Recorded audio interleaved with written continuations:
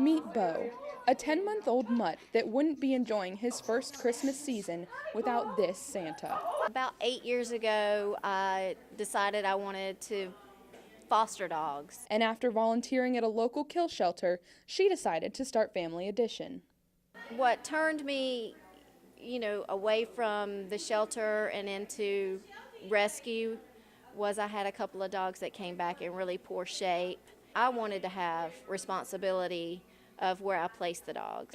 The rescue has saved over 300 dogs because of the reach of social media. It's not just the people that are friends with us or like us on our Facebook, rescue page, but then they share it on their page. So you never know how far out it's going to go and what it may lead to.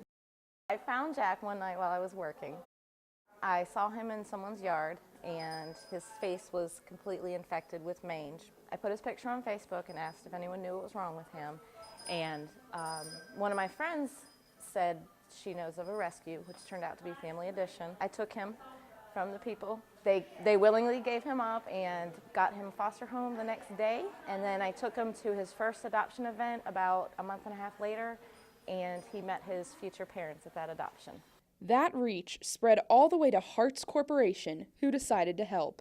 They had delivered to my home 4 pallets of all kinds of different dog products, cat products too. There were a few cat products, so I donated those to people I knew that did cat rescue.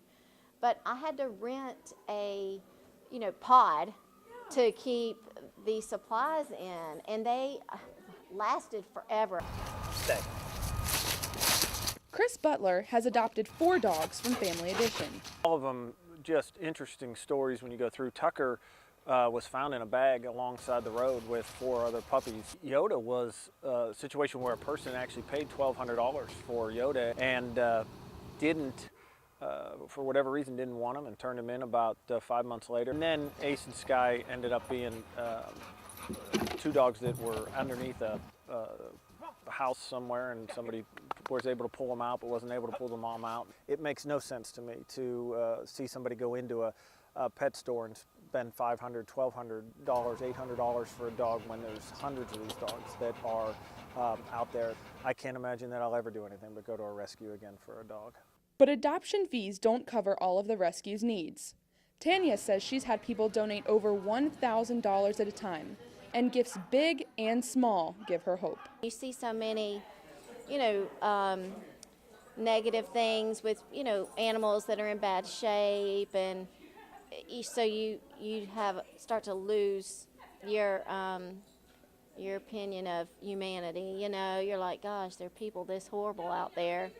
And then you get that renewed when you see the people like that just want to give and just do whatever they can.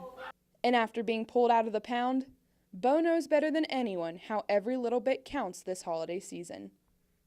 Emily McDonald, Carolina News.